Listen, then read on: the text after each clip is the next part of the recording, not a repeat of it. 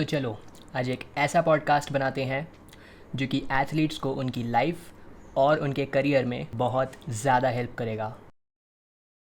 तो स्वागत है आपका इस पॉडकास्ट के एक नए एपिसोड में। इस पॉडकास्ट में हम बात करने वाले हैं टॉप 5 मेंटल क्वालिटीज़ के बारे में जो कि एथलीट्स में होनी ही चाहिए। तो अगर आप एक एथलीट हैं तो मैं बिल्कुल इंसिस्ट करूँगा कि आप पूरा की पूरा पॉडकास्ट देख कर जाएँ। इसमें हम उन टॉप 5 मेंटल क्वालिटीज़ की बात करेंगे जो कि हर एक एथलीट में होनी ही चाहिए। जो लास्ट यानी कि नंबर 5 पर मैं मेंटल क्वालिटी बताने वाला हूँ, वो वाली मेंटल क्वालिटी मेरे ख्याल से सबसे ज़्यादा ज़रूरी है। और इसीलिए अगर आप एक एथलीट हैं और आप एक बहुत अच्छा एथलेटिक करियर चाहते हैं और बहुत ज़्यादा जीतना चाहते हैं, तो नीचे जाओ, चैप्टर्स पर जाओ और एटलीस्ट उस 5वीं क्वालिटी को ज़रूर सीख लेना, क्योंकि वो आपके बहुत ज़्यादा काम आने वाली है, ना ही सिर्फ आपके करियर में बल्कि आपकी लाइफ में भी। अगर पूरा पॉडकास्ट नहीं भी देखते हो तो भी सिर्फ उस 5वीं क्वालिटी को देख लो, चैप्टर्स पर जाओ, स्किप कर लो भले ही से, और उस 5वीं क्वालिटी को ज़रूर देखना। पूरा पॉडकास्ट देखते हो तो बहुत अच्छी बात है। चलो शुरू करते हैं। ऑलराइट, तो जो सबसे पहली मेंटल क्वालिटी है जिसके बारे में हम बात करेंगे वो है परसिस्टेंस, यानी कि लगे रहना। परसिस्टेंस का मतलब होता है अपने एथलेटिक करियर में या अपनी ट्रेनिंग के साथ या अपनी लाइफ के किसी भी एस्पेक्ट में डटे रहना, उसमें लग कर उसमें मेहनत करना। देखो, आप एक एथलीट हो, मैं भी एक एथलीट हूँ, और इसीलिए ये चीज़ मैं आपको बहुत अच्छे से सिखा सकता हूँ। जितना इम्पॉर्टेंट परसिस्टेंस यानी कि फर्मली अपनी ट्रेनिंग में और अपने एथलेटिक करियर में लगे रहना होता है, उतना इम्पॉर्टेंट एक एथलीट के लिए बहुत ही कम चीज़ें होती है। लॉन्ग टर्म एथलेटिक डेवलपमेंट के लिए, मतलब कुछ सालों में एक प्रोफेशनल लेवल का एथलीट बनने के लिए आप में परसिस्टेंस होना बहुत ज़्यादा ज़रूरी है। और इसी के साथ में आपको रेगुलरली अपनी ट्रेनिंग्स पर जाना और डेलिब्रेट मेंटली फोकस्ड ट्रेनिंग्स करना बहुत ज़्यादा ज़रूरी है। कई बार सेटबैक्स मिलते हैं, कई बार हम हार भी जाते हैं, गेम्स हार जाते हैं, टूर्नामेंट्स हार जाते हैं, कभी कभी फाइनल मैचेस हार जाते हैं, और हार जीत देखो गेम में चलती रहती है। इसी के साथ में हमें कभी कभी सेटबैक्स लग सकते हैं, इमोशनली लग सकते हैं, फिज़िकली इंजर्ड हो सकते हैं, या ऐसा कुछ भी हो सकता है जो कि हमारे मोराल को डाउन कर दे और हमें ट्रेनिंग पर जाने से रोके। लेकिन हमें उस चीज़ से पुश करना होता है, मतलब उस चीज़ से गुज़र कर फिर भी ट्रेनिंग करनी होती है। इसीलिए परसिस्टेंस इतनी काम की मेंटल क्वालिटी है। जब आप में वो इच्छा होगी कि आप फर्मली अपनी ट्रेनिंग के साथ में कंटिन्यू करना चाहते हो, आप बस ट्रेनिंग करते रहना चाहते हो, पुश करते रहना चाहते हो, जितने अच्छे एथलीट आप बन सकते हो वो बनना चाहते हो, तो ये इच्छा आपको रोज़ उठाकर ग्राउंड पर ले जाएगी या जिम में ले जाएगी और मेहनत करवाएगी आपसे। परसिस्टेंस को कैसे डेवलप करा जाए, इस चीज़ पर एक बहुत ही बड़ी बात आप लोगों को कहना चाहूँगा कि परसिस्टेंस तभी आएगा जब आप अपने गेम से प्यार करते हो। आपको ग्राउंड में या जहाँ पर भी, जिस भी कोर्ट में या जिस भी सेटअप में आपका गेम प्रोफेशनली खेला जाता है, आपको वहाँ उस सेटअप में खेलने से प्यार होना चाहिए। तभी आप उतने ज़्यादा अच्छे से परसिस्टेंस को डेवलप कर पाओगे। इसके अलावा रोज़ जाओ, ट्रेनिंग करो। जितनी ज़्यादा ट्रेनिंग कर सकते हो एक बेहतर एथलीट बनने के लिए, उतनी ज़्यादा ट्रेनिंग करो। तब आप में डेवलप होगा परसिस्टेंस। जब आप ट्रेनिंग का फ़्लो देखोगे, जब आप देखोगे कि आपकी ट्रेनिंग्स एक्चुअली आपको गेम्स में या कॉम्पिटिशन्स में या टीम ट्रेनिंग्स में या किसी भी तरह से आपके गेम को बेहतर बनाने में हेल्प कर रही है, तब आपको और ज़्यादा भूख लगेगी और ज़्यादा रेगुलरली ट्रेनिंग करने की। और तब आपको परसिस्टेंस क्या होता है ये असली में समझ आएगा। अगर आपको ऑलरेडी समझ में आता है तो ये बहुत अच्छी बात है, क्योंकि बहुत कम एथलीट्स ऐसे होते हैं जो कि परसिस्टेंटली कई सालों तक लेट्स से रेगुलर रहते हैं अपनी ट्रेनिंग्स के साथ में, और ऐसे ही एथलीट्स होते हैं जो कि बहुत सक्सेसफुल प्रोफेशनल करियर्स बना पाते हैं खुद के लिए। इसीलिए नंबर 1, परसिस्टेंट रहो, अपनी ट्रेनिंग्स के साथ में लगे रहो, मेंटली, इमोशनली, फिज़िकली, हर तरह से। जब आप ट्रेनिंग कर रहे हो तो उस ट्रेनिंग में ही प्रेजेंट रहो। इसके साथ में रेगुलरली ट्रेनिंग करते रहो, हमेशा अपनी ट्रेनिंग का फ़्लो बना कर रखो। जब आपको आपकी बॉडी को रेस्ट देना हो या ऑफ सीज़न वगैरह हो तब की बात अलग है, लेकिन जब प्री सीज़न टाइप का टाइम हो, जब आपको एक्चुअली टूर्नामेंट्स या कॉम्पिटिशन्स खेलने हैं, तो अपनी बॉडी को जितना हो सके उतना ज़्यादा फ्रेश रखो। प्लस जितनी ज़्यादा कर सकते हो उतनी ज़्यादा, और जितनी रेगुलरली कर सकते हो उतनी रेगुलरली ट्रेनिंग करते रहो। अपने करियर के साथ में परसिस्टेंट रहो, अपने एथलेटिक करियर के साथ में। जितना ज़्यादा आप फर्मली अपने करियर में लगे रहोगे, जितना ज़्यादा फर्मली आप उस गेम को लेट्स से अपने अंदर डेवलप करोगे, उतना ही ज़्यादा चांस है कि आप एक सक्सेसफुल एथलेटिक करियर खुद के लिए बना पाओगे। ऑलराइट, चलते हैं नेक्स्ट एथलेटिक क्वालिटी पर। ये जो सेकंड क्वालिटी है ये भी परसिस्टेंस से रिलेटेड है, काफ़ी हद तक रिलेटेड है, पर फिर भी उससे अलग है। सेकंड क्वालिटी है रिलेंटलेसनेस। अगर आपने सर टिम ग्रोवर की बुक रिलेंटलेस पढ़ी है तो आप जानते होंगे कि मैं किस क्वालिटी की बात कर रहा हूँ। ये हमारे अंदर की भूख है चलते रहने की, जीतते रहने की, गिव अप ना करने की। देखो, जब भी कोई एथलीट रिलेंटलेस होता है, इसका मतलब ये है कि वो अपनी ट्रेनिंग्स पर जाकर अच्छे से परफॉर्म करने में बिलीव करता है, अपनी टीम ट्रेनिंग्स में जाकर सबसे अच्छा परफॉर्म करना चाहता है, और गेम्स में जाकर तो वो आग लगा देना चाहता है। और ये सब बहुत फायरी हो गया। सिर्फ इतना ही रिलेंटलेसनेस का मतलब नहीं होता है। एक रिलेंटलेस एथलीट बेसिकली एक ऐसा एथलीट होता है जो कि फुल फ्लेजेड, मतलब हर तरह से अपने करियर को कमिटेड होता है, जो कि गिव अप नहीं करता, जो कि किसी भी तरह से कसर नहीं छोड़ता खुद को और बेहतर बनाने में, अपनी टीम के लिए जितना ज़्यादा हो सकता है उतना ज़्यादा सैक्रिफाइस करता है, जितना ज़्यादा हो सकता है उतना ज़्यादा अपनी टीम के लिए वैल्यू ऐड करने की कोशिश करता है। ऐसा एथलीट होता है एक रिलेंटलेस एथलीट, जिसको कि जीतना बहुत ज़्यादा पसंद हो। जब आप में परसिस्टेंस डेवलप हो जाएगा ना, जब आप रेगुलरली ट्रेनिंग्स करा करोगे, और जब आपको रेगुलरली ट्रेनिंग करने से भी प्यार हो जाएगा, तो उसके बाद आप रिलेंटलेसनेस को डेवलप कर पाओगे। जब आप जीतना चाहते हो, सिर्फ जीतना चाहते हो, तब आप रिलेंटलेस बनते हो। भले ही आपके रास्ते में कुछ भी आ जाए, किसी भी तरह का फिज़िकल, इमोशनल, मेंटल, किसी भी तरह का सेटबैक लग जाए, आप नहीं रुकना चाहते, आप सिर्फ पुश करते रहना चाहते हो, आप सिर्फ आगे बढ़ते रहना चाहते हो, तब आप रिलेंटलेस होते हो। रिलेंटलेसनेस एक बहुत ज़्यादा इंपॉर्टेंट क्वालिटी है एथलीट्स में, क्योंकि एक एथलेटिक करियर कई सालों का होता है, कुछ गेम्स में तो कई डेकेड्स तक का एथलेटिक करियर होता है, और इतने लंबे करियर में बहुत चांस है, बहुत ज़्यादा चांस है कि आपको बड़े बड़े सेटबैक्स लगेंगे। छोटे मोटे जैसे कि गेम्स हार जाना, सिलेक्शन ना होना, ये सब तो चलता रहता है, लेकिन उसके बावजूद भी आपको बड़े बड़े सेटबैक्स लग सकते हैं। जैसे कि आपका ट्रांसफ़र हो जाना किसी दूसरी टीम में, आपका कॉन्ट्रैक्ट टर्मिनेट हो जाना, या आपको इंजरी हो जाना, या आपको गेम में प्ले टाइम ना मिलना, या ऐसा कुछ भी बहुत बड़ा सेटबैक हो सकता है। उस सेटबैक पर गिव अप ना करना, आगे बढ़ते रहना, अपने आप को और बेहतर बनाते रहने की भूख जो उस सेटबैक से आपको हारने नहीं देगी, वो है रिलेंटलेसनेस। रिलेंटलेसनेस आप में तब आएगी जब आप सिर्फ जीतना चाहते हो। रिलेंटलेस बनो, लाइफ आपको कई बार घुटनों पर झुका देगी, लेकिन घुटने टेकने से मना कर दो। बोलो कि नहीं, मैं नहीं हार रहा, मैंने इससे गुजरना है और मैंने जीतना है। ये होता है एक रिलेंटलेस एटीट्यूड। ओके, रिलेंटलेस होने का सबसे बड़ा सोर्स ऑफ मोटिवेशन आपके लिए होगा आपके गेम के लिए प्यार। इसीलिए आपको अपने गेम से प्यार होना चाहिए। इसके साथ में आपका एक ज़िद्दी एटीट्यूड होना बहुत ज़्यादा ज़रूरी है, कि आप घुटने नहीं टेकोगे, कि आप हार को एक्सेप्ट नहीं करोगे, कि आप हमेशा एक नई शुरुआत करोगे, बिल्डअप करोगे, खुद को बेहतर बनाते रहोगे, और अल्टीमेटली सक्सीड करोगे, जीतोगे, चैम्पियनशिप्स जीतोगे, बड़ी बड़ी टीम्स के साथ कॉन्ट्रैक्ट साइन करोगे। इस तरह के सपने अपनी आंखों में लेकर चलो, छोटी छोटी चीज़ें आपको टूटने ही नहीं देगी। तीसरी मेंटल क्वालिटी की बात करते हैं, जो कि एक नॉर्मल एथलीट को एक बहुत बड़े एथलीट से सेपरेट करती है, और वो है उनका हम्बल होना। देखो, एक बार आप एक बड़े एथलीट बन जाते हो, बड़े बड़ी टीम्स के साथ कॉन्ट्रैक्ट साइन करते हो, ब्रांड डील्स में कॉन्ट्रैक्ट साइन करते हो, ब्रांड्स को प्रमोट करते हो, बहुत ज़्यादा पैसे कमाने लग जाते हो, और इन ऑल एक बड़े इंसान बन जाते हो, तो इस चीज़ का बहुत चांस है कि आप अपनी काबिलियत और अपनी कामयाबी पर घमंड करने लग जाओ। और देखो, मत करना। सबसे बड़ा डिस्ट्रक्शन डिवाइस घमंड होता है किसी भी सक्सेसफुल व्यक्ति के लिए। इसीलिए जितना लो रहोगे, जितना डाउन टू अर्थ रहोगे, उतना ही हाई जाओगे, उतनी ही ज़्यादा सक्सेस देखोगे, उतने ही ज़्यादा लोगों के द्वारा पसंद किए जाओगे। ओके, कितने भी बड़े व्यक्ति हो जाओ, कितने भी ज़्यादा अच्छे हो जाओ, या ऑन द फ्लिप साइड कितनी भी ज़्यादा आपके साथ में बुरी चीज़ें हो जाए, कितना भी हार, रिजेक्शन, इंजरीज़ कुछ भी मिल जाए, सब लोगों के साथ अच्छे से व्यवहार करो, प्यार से बात करो, इज़्ज़त से बात करो।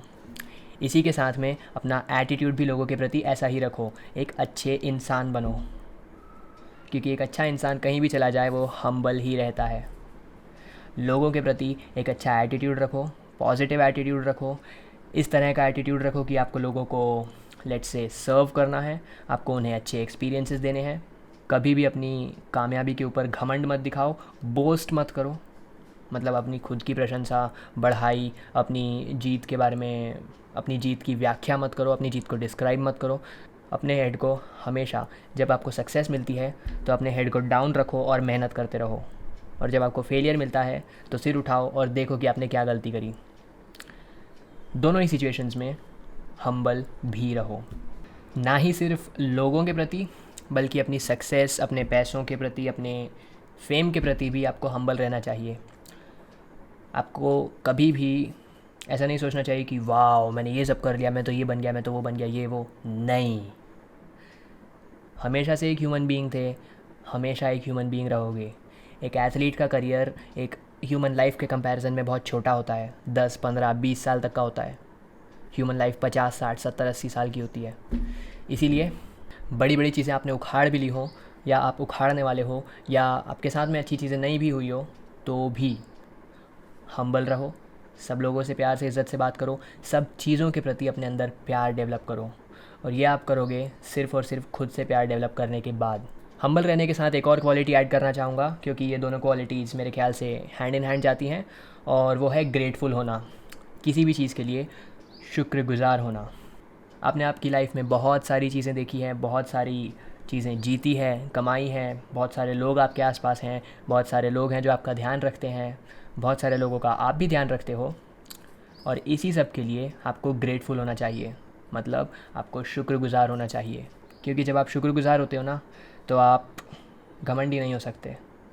चीज़ों के लिए भगवान को शुक्रिया करो, आपके साथ अच्छी चीज़ें करने के लिए दूसरे लोगों को शुक्रिया करो, खुद के लिए अच्छी चीज़ें करने के लिए खुद को शुक्रिया करो, धन्यवाद दो अच्छी चीज़ों के लिए, और उन चीज़ों के लिए भी जो कि आपको पहले अच्छी नहीं लगी, लेकिन बाद में उन्होंने आपको लेसन्स सिखाए, उन्होंने आपको ग्रो करने में हेल्प करी। क्योंकि सब कुछ जो आपके साथ हो रहा है अल्टीमेटली आपको ग्रो करने में हेल्प करेगा। तो हम्बल रहो, लोगों से प्यार से, इज़्ज़त से बात करो, विनीत रहो, मतलब अपने आप को बहुत बड़ा व्यक्ति दिखाने की ज़रूरत नहीं है, किसी के भी सामने नहीं। ऐसा दिखाओ कि आप भी एक ह्यूमन बीइंग हो, अपने आप को उनके लेवल पर लेकर आओ, उनको ऐसा मत फील करवाओ कि वो आपसे कम है, ऐसा समझाओ कि उनको ऐसा फील करवाओ दूसरे लोगों को कि आप भी एक ह्यूमन बीइंग हो, वो भी एक ह्यूमन बीइंग है, दोनों ह्यूमन बीइंग्स हो, इसीलिए उनमें और आप में कोई डिफरेंस नहीं है। और उनसे उसी प्यार और इज़्ज़त से बात करो जिसके साथ में कि एक ह्यूमन बीइंग को दूसरे ह्यूमन बीइंग से बात करनी चाहिए। इसके साथ में ग्रेटफुल रहो आपकी लाइफ में जो भी अच्छी चीज़ें हैं। और अब हम बढ़ते हैं चौथी मेंटल क्वालिटी की तरफ, और ये वाली मेंटल क्वालिटी एक इस लेवल के एथलीट को एक इस लेवल के एथलीट से सेपरेट करती है। सोचो एक मिनट के लिए मैं किस चीज़ की बात कर रहा हूँ। जिस चीज़ की मैं बात कर रहा हूँ वो है डिसिप्लिन। सही समय पर सही चीज़ को करना डिसिप्लिन कहलाता है। देखो, हम सब लोग जानते हैं कि मतलब एज एथलीट्स हम सब लोग जानते हैं कि हमें हफ्ते में 5 या 6 ट्रेनिंग्स करनी चाहिए, जिम जाना चाहिए, सही खाना खाना चाहिए, अच्छा खाना खाना चाहिए, अच्छे से रेस्ट करना चाहिए, खुद का ध्यान रखना चाहिए, अपनी बॉडी का ध्यान रखना चाहिए, क्योंकि यही एट द एंड हमारा टूल है जिससे कि हम हमारे स्पोर्ट को खेलते हैं। और हमारी बॉडी का ध्यान रखने के लिए, अपने एथलेटिक करियर में आगे बढ़ने के लिए और एक और बेहतर एथलीट बनने के लिए डिसिप्लिन ज़रूरी होता है। डिसिप्लिन होता है सही समय पर सही चीज़ को करना, जब आप जानते हो कि वो सही चीज़ है उस समय पर करने के लिए। हिंदी में डेफिनेशन दे दी, इंग्लिश में गूगल कर लेना, मिल जाएगी। और देखो, एक्चुअली डिसिप्लिन ही है जो कि एक बहुत अच्छे एथलीट को एक एवरेज एथलीट से अलग करता है, इन दोनों के बीच की दीवार बनाता है। क्योंकि जो एथलीट हमेशा परसिस्टेंट रहा है डिसिप्लिन को लेकर भी, मतलब उसने हमेशा चलते रहने के बारे में सोचा है, उसने हमेशा ये सोचा है कि मेरी अगली ट्रेनिंग में मुझे परफॉर्म करना है, मुझे अगली ट्रेनिंग इस समय करना है, मुझे ट्रेनिंग के साथ में सैक्रिफाइस नहीं करना है।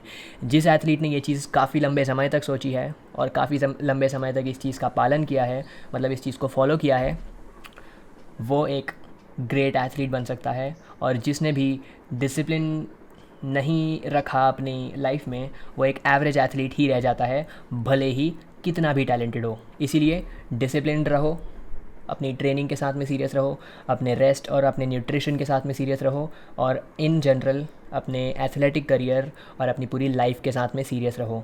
जो भी चीज़ें जब भी करने की ज़रूरत हो उन्हें तभी करो। ये होता है डिसिप्लिन्ड होना। डिसिप्लिन के साथ में एक और चीज़ की बात करता हूँ, वो है कंसिस्टेंसी।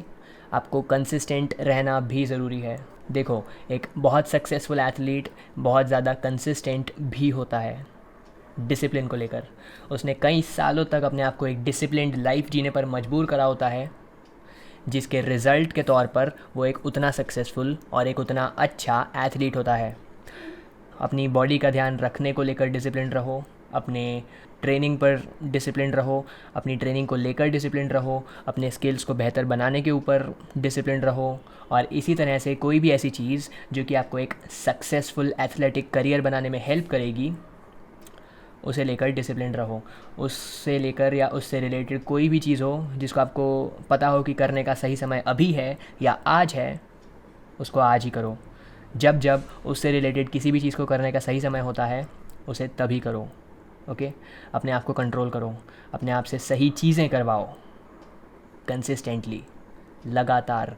क्योंकि जब आप कई महीनों कई सालों तक कंसिस्टेंट रहते हो ना, तब जाकर आप एक बहुत ज़्यादा सक्सेसफुल एथलेटिक करियर बनाने की काबिलियत रख पाते हो अपने अंदर। कंसिस्टेंसी मैटर करती है, क्योंकि एक दो दिन में आप उस लेवल के एथलीट नहीं बन सकते जिस लेवल के कि सर यूसैन बोल्ट हैं, सर क्रिस्टियानो रोनाल्डो हैं। उनके लेवल पर पहुंचने के लिए तो कई सदियों तक आपको ट्रेनिंग करनी होगी। सदी का मतलब डेकेड होता है, जो कि एक 10 साल का टाइम पीरियड होता है। बढ़ते हैं हमारी लास्ट, फाइनल और सबसे स्पेशल मेंटल क्वालिटी की तरफ। हम एथलीट्स हैं, है ना? तो हम क्यों हैं एथलीट्स, ज़रा सोचो। हमें अपने गेम को खेलने में मज़ा आता है, सबको आता है, इसीलिए हम एथलीट्स हैं। इसीलिए हम रोज़ जाते हैं, ट्रेनिंग करते हैं, जिम जाते हैं, एक और भी बेहतर बॉडी बनाते हैं, हेल्दी खाना खाते हैं, अपना ध्यान रखते हैं, अपनी बॉडी का ध्यान रखते हैं। इसी के साथ में हम क्यों खेलते हैं? जीतने के लिए, है ना? मुझे यकीन है कि आप भी सिर्फ जीतने के लिए ही खेलते होगे, क्योंकि मैं भी सिर्फ जीतने के लिए ही खेलता हूँ। जीतना हमें बहुत ज़्यादा मोटिवेट करता है अपने करियर में और आगे जाने के लिए, और ज़्यादा मेहनत करने के लिए, और ज़्यादा डिसिप्लिन रहने के लिए, परसिस्टेंट रहने के लिए, हम्बल रहने के लिए, और कोई भी मेंटल क्वालिटी जो कि एक अच्छे एथलीट में होनी चाहिए, उसको फ्यूल करता है जीतना, अपने गेम में जीतना, ट्रॉफीज़ को जीतना, चैम्पियनशिप्स को जीतना, लीग्स को जीतना, मैचेस को जीतना मैटर करता है।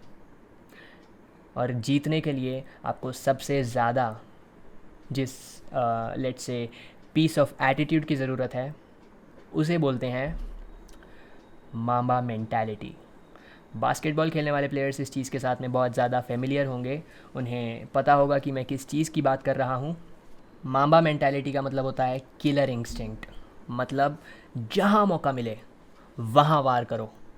जहाँ जीतने का ज़रा सा भी मौका मिले उसे छोड़ो मत, उसे पकड़ लो। जहाँ भी ओपोनेंट को मारने का मौका मिले, मतलब हराने का मौका मिले, मारना मतलब फिज़िकली मारना नहीं, अगर मैं ये वर्ड रिपीट करता हूँ तो इसका मतलब होगा हराने का मौका। जहाँ भी ओपोनेंट को मारने का मौका मिले, दबा के उस मौके का यूज़ करो, इतने अच्छे से करो कि आपके ओपोनेंट को उठने ही मत दो। ये होती है माम्बा मेंटालिटी, किलर इंस्टिंक्ट। देखो, आप कोई भी स्पोर्ट खेल रहे हो, आप कोई भी मैच खेल रहे हो, किसी भी लेवल पर खेल रहे हो, आप या तो उसमें हार सकते हो या तो उसमें जीत सकते हो। अगर आपने ड्रॉ कर लिया तो उसका मतलब कुछ भी हो सकता है। एक बहुत अच्छी टीम के साथ ड्रॉ करा तो उसमें आपकी जीत हो सकती है, एक बहुत ख़राब टीम के साथ ड्रॉ करा तो आपकी हार मानी जा सकती है ना? इसीलिए किसी भी टीम के वर्सेस खेलो, किसी भी टीम के अगेंस्ट आप कोई भी मैच या टूर्नामेंट में खेलो, हमेशा जीतते रहना ज़रूरी होता है, हमेशा जीतते रहने की भूख होना ज़रूरी होता है। और आप जीतते हो माम्बा मेंटालिटी का इस्तेमाल करके। हमेशा जितना ज़्यादा हो सके उतना ज़्यादा वार करो, मौका मत छोड़ो सामने वाले के लिए आपके ऊपर वार करने का। इसी के साथ में इस चीज़ को याद रखो कि जब आप ग्राउंड में या अपने प्रोफेशनल सेटअप में गेम खेलने के लिए उतरे हो ना, वहाँ पर या तो आप मार रहे हो या तो आप मार खा रहे हो। एक चीज़ चूज़ करनी है, आप क्या चाहते हो आप चूज़ करो। या तो आप गेम में जीतते हो या तो आप गेम में हारते हो। There is nothing in between. मारना है कि मार खाना है, आपकी चॉइस है। अगर आपको अपने ओपोनेंट को मारना है तो माम्बा मेंटालिटी को ना ही सिर्फ अपने गेम में बल्कि अपनी पूरी लाइफ में इम्प्लीमेंट करो। जहाँ जहाँ हो सकता है और बेहतर बनो। जितना ज़्यादा हो सकता है उतना ज़्यादा बेहतर बनो। अगर थोड़ा थोड़ा सा भी बेहतर बन सकते हो ना किसी भी एस्पेक्ट में, तो वो बनो। मौका मत छोड़ो, कसर मत छोड़ो। माम्बा मेंटालिटी के बारे में अगर आपको और सीखना हो तो आप मुझे कमेंट्स में बता सकते हो। मैं आपके लिए एक पूरा पॉडकास्ट उस मेंटालिटी पर बात करते हुए ले आऊँगा। तो ये था हमारा podcast, top 5 mental qualities athletes के लिए जो होती हैं उन्हें लेकर। अगर आपको अच्छा लगा तो इसे लाइक करना, शेयर करना अपने एथलीट दोस्तों के साथ, सब्सक्राइब करना इस चैनल को। यहाँ पर हम स्पोर्ट्स साइंस का कंटेंट डालते हैं, वो भी हिंदी में। अगर कुछ भी देखना हो तो मुझे कमेंट सेक्शन में बता दो, मैं आपके लिए वो पॉडकास्ट लेकर आऊँगा। और मैं आप लोगों से मिलूँगा अगले पॉडकास्ट में। Alright guys, peace.